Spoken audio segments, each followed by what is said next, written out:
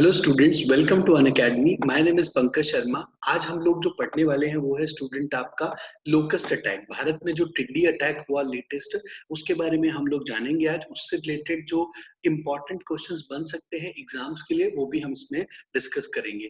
जो desert locust है, ये जो जिसने अटैक किया, ये है आपका डेजर्ट लोकस्ट। ठीक है, इसके दो फेसेस में रहता है। एक होता है सॉलिटरी फेस और एक होता है आपका ग्रीगेरियस फेस। सॉलिटरी से आप लोगों को समझ आ ही रहा होगा कि जब ये अकेला है या फिर आपका बहुत ही कम अमाउंट में एक साथ रहते हैं।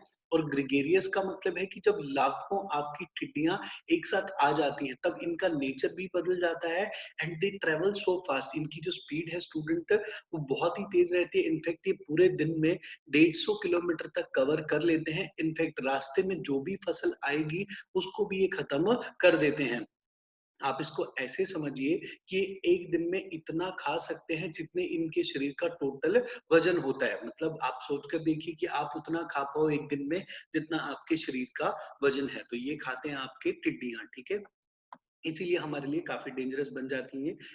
If not controlled at the right time, these insect swarms can threaten the food security of countries.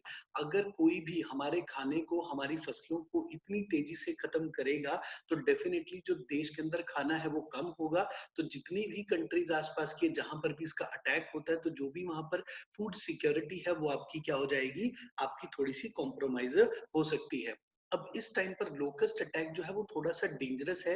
इसका टाइम होता है यूजली जुलाई से लेकर आपका अक्टूबर तक, बट ये आपका काफी पहले इंडिया के अंदर पहुंच चुका है। इसका कारण क्या रहा वो हम डिस्कस करेंगे आगे।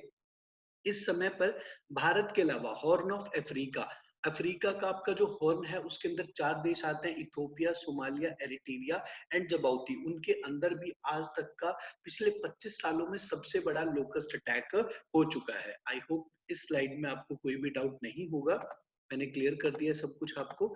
नेक्स्ट स्लाइड पे स्टूडेंट्स आ जाते हैं। इंडिया एंड लोकस्ट की बात करते हैं कि भारत में कैसा रहा आपका लोकस्ट। भारत में एक्चुअली प्रॉब्लम हो गई थी 2019 में ही। अब ये सारे तार जो जुड़े हुए हैं ना, वो आपके अगली स्लाइड से जुड़े हुए हैं कि ये सब कुछ इंडिया में 2019 में रबी की फसलों पे ही अटैक आपका हो गया था। एग्रीकल्चर मिनिस्ट्री का एक डिपार्टमेंट है जिसका नाम है लोकस्ट वार्निंग ऑर्गेनाइजेशन। इसने सबसे पहले कहां पर देखा, आपके राजस्थान के श्री गंगानगर और जैसलमेर डिस्ट्रिक्ट के अंदर। भारत में पहुंच गए कब, आपके 11 ऑफ अप्रैल को, 11 अप्रैल को पहुंच गए और लोकस्ट वार्निंग ऑर्गेनाइजेशन ने ये नोटिफाई कर दिया। इनफैक्ट एक लोकस्ट यानी कि एक आपका जो इनका जो झुंड है वो तो इतना बड़ा है, वो है आपका 20 किलोमीटर लॉन्ग, जो आपका बनासकाठा डिस्ट्रिक्ट ऑफ गुजरात के अंदर है। तो आप सोचकर देखिए 20 किलोमीटर लंबा आपका लोकस्ट अटैक अगर कहीं पर हो जाए तो वहां पर फसल आपकी पूर्ण रूप से बर्बाद हो जाएगी। ठीक है, 2019 के अंदर मैंने आपको बता दिया कि रबी की फसलों को भी इन्होंने नुकसान पहुंचाया। रबी की फसलें वो होती हैं आपकी, मतलब आप ऐसा समझिए खरीफ की फसल वो होगी जो अभी सो की जाएगी, यानी कि अभी जो बोई जाती हैं फसलें आपकी मॉनसून के टाइम पे, उसको हम रबी की फसल बोलते हैं। जो सर्दी के टाइम पर आपकी अक्टूबर नवंबर के आसपास जिनको हम फसलों को बोते हैं, उनको हम बोलते हैं रबी क्रॉप्स। ज्यादा जल्दी खराब होने का खतरा होता है खरीफ क्रॉप्स को, रबी क्रॉप्स इतनी जल्दी खराब नहीं होती। ठीक है, These were the first swarms reported in India since 1997। ये डेंजरस है काफी, 1997 में ऐसा हुआ था, उसके बाद अभी लेटेस्ट ऐसा हुआ है। तो आई होप आपको क्लियर हो चुका है स्लाइड। नेक्स्ट स्लाइड पे हम लोग आ जाते हैं। अब ये मेजर कारण है कि आपका लोकस्ट इंडिया में क्यों आया। ठीक है, हम सबको पता है कि इंडियन ओशियन यहाँ पर है, अरेबियन सी इधर है, ये इंडियन ओशियन है पूरा। इंडियन ओशियन के अंदर अगर हम देखें तो यहाँ पर है यमन और एक है ओमान। ठीक है, ये डेजर्टेड कंट्रीज हैं। यहाँ पर ना 2 तूफान आए थे आपके 2018 में, उसकी वजह से इन एरियाज के अंदर क्या हुआ आपका, देखिए हम यहाँ पर किसकी बात कर रहे हैं, 2018 की। यहाँ पर भी वो तूफान आए आपके इस रीजन में भी। जब भी तूफान आएगा तो डेजर्टेड एरिया, आपके रेगिस्तान टाइप के एरियाज के अंदर क्या प्रॉब्लम होगी, यहाँ पर बारिश हुई, बहुत ही भयंकर बारिश हुई। और ये फेवरेबल कंडीशन है किसके लिए, आपके लोकस्ट के लिए। और जब लोकस्ट यहाँ पर पैदा होना शुरू हुआ तो वो आसपास की जगह पर पहुंचा, वो यहाँ पर भी आया, वो आपके पाकिस्तान की तरफ भी गया। अब ये लोकस्ट है ना, ये इतना डेंजरस क्यों है, क्योंकि इसका रिप्रोडक्शन रेट ना बहुत ही ज्यादा है। मतलब एक जो आपका टिड्डी है, आपकी जो एक टिड्डी है वो क्या कर सकती है, अपने लाइफ स्पैन में 3 बार 90-90 बच्चे पैदा कर सकती है। मतलब एक टिड्डी जो है वो आपका मैक्सिमम 270 बच्चे पैदा कर सकती है। मिनिमम आपके लगभग 200 तो हर कोई पैदा करती है। तो 200 से 270 बच्चे अगर पैदा होंगे एक टिड्डी से, और करोड़ों टिड्डियों के 5-6 झुंड आपके इंडिया में आ गए, तो हमारा जितना भी खाना है, जो भी वेस्टर्न फ्रंट है इंडिया का, वहां पर पूरा खाना ये लोग क्या कर सकते हैं, आपका खत्म कर सकते हैं। आई होप समझ आ गया होगा सब लोगों को।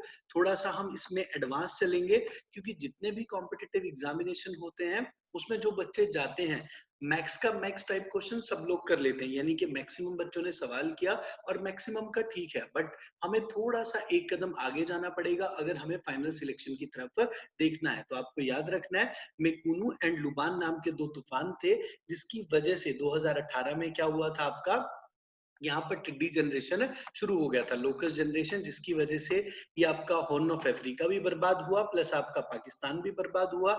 इन एडिशन टू दैट अभी इंडिया में भी खतरा पनप रहा है। ठीक है, आई होप यहाँ तक सब बच्चों को क्लियर होगा। ठीक है, ओके, ये बड़े वाला ग्राफ है, यहाँ पर आप समझ सकते हो इसको आसानी से कि यमन, ओमान और इधर आपका एरिटेरिया, इथोपिया, इधर जो हॉर्न ऑफ अफ्रीका है उसमें 4 कंट्रीज आती हैं। ये भी क्वेश्चन एग्जाम में बहुत बार पूछा जाता है, सोमालिया, इथोपिया, जिबूती और आपका एरिटेरिया, तो 4 देश हैं आपके, ये भी आपको याद रखने हैं। लोकस स्वाम के इंडिया में कंसर्न क्या क्या है, अपने लिए कंसर्न क्या बनता है आपका, at present chances of crop damages are low, इस समय पर हमारी जो फसलें हैं वो कम बर्बाद होंगी। इसका कारण क्या है, अभी हमने अपनी खरीफ की फसलों को नहीं बोया है, तो हमारे देश के किसान को अभी इसका नुकसान नहीं होगा।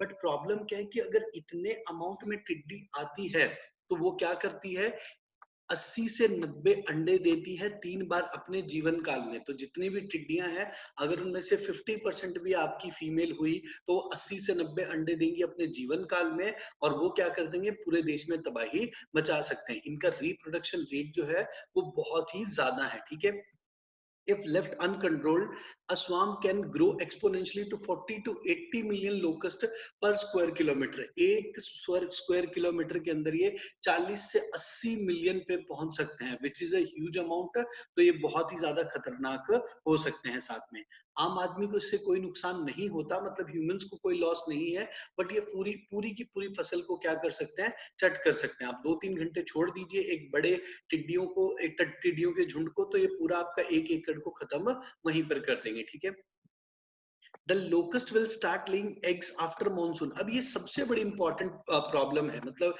इसको हम रेड 2 बार मैंने कर दिया यहाँ पर, locust will start laying eggs after the monsoon starts. जैसे ही अब मॉनसून जहां जहां पर हिट करेगा उसके बाद ये अंडे देना शुरू कर देती हैं, और अगर अंडे भारत में दे दिए तो ये मुश्किल होगा बहुत ही ज्यादा भारत के लिए, क्योंकि भारत का फूड सिक्योरिटी कॉम्प्रोमाइज हो सकता है यहाँ पर। The newer generation may rise during the growth phase of kharif crops. तो जो फसलें अभी लगाएंगे किसान, उनके लिए बहुत ही डेंजरस ये चीजें हो सकती हैं। मई 2020 में यूनियन एग्रीकल्चर मिनिस्टर, आपके एग्जाम में बहुत बार सवाल पूछे जाते हैं कि आपका एग्रीकल्चर मिनिस्टर कौन है भारत देश के, तो इनका नाम है mister Narendra Singh Tomar. And I have a few questions for you. Rajasthan के एग्रीकल्चर मिनिस्टर का आपको नाम बताना है, plus in addition to that आपको बताना है कि नरेंद्र सिंह तोमर कौन सी कॉन्स्टिट्यूएंसी से, कौन सी सीट से बनकर आपके एमपी बने हैं। ठीक है, इन्होंने सिचुएशन का जायजा लिया, ये यहाँ पर लिखा हुआ है, ये सिर्फ मैंने इसलिए लिखा है ताकि आपसे 2-3 सवाल पूछे जा सके, आप कमेंट सेक्शन में लिख सकते हैं। कंट्रोल इन्वॉल्व्स, इसमें कंट्रोल कैसे होता है, स्प्रेइंग इंसेक्टिसाइड ऑन लोकस्ट, एक दिन पे छिड़काव कीटनाशक का करके इनको खत्म किया जा सकता है। नाइट रेस्टिंग प्लेसेस, जैसे ये रात को रेस्ट करते हैं ना, उस टाइम पर इनके ऊपर स्प्रे कर दिया जाए, उससे ये खत्म हो सकते हैं। India has also put an order of 60 specialized insecticide sprayers. हमने यूके से, जो यूनाइटेड किंगडम है, वहां से 60 स्पेशलाइज्ड क्या मंगाए हैं, इंसेक्टिसाइड स्प्रेयर्स, जो कि ऑलरेडी अपने पास 50 रखे हुए हैं, तो जिससे आपकी टिड्डी जो है वो क्या हो जाएगी, खत्म। आई होप आपको क्लियर हो चुकी है ये चीज। तो बिगेस्ट कंसर्न क्या है, इनका रिप्रोडक्शन, और दूसरी बात क्या, अपने लिए और क्या कंसर्न है कि खरीफ की क्रॉप को बहुत ज्यादा नुकसान पहुंच सकता है। और 2 आपको याद रखने हैं, जो तूफान आए थे उनके बारे में आपको पढ़ना है, मेकुनु के बारे में आप देख सकते हैं इसमें, और एरिटेरिया, जिबूती, सोमालिया, वो आपका हॉर्न ऑफ अफ्रीका हो गया। I hope I made it clear. अगर आपको कोई भी डाउट है तो आप कमेंट सेक्शन में पूछ सकते हैं। अगर आपको लेक्चर पसंद आया तो प्लीज आप लाइक करिए, सब्सक्राइब करिए, अपने फ्रेंड्स को आप रेकमेंड कर सकते हैं इस लेक्चर को। Thank you so much, have a nice day.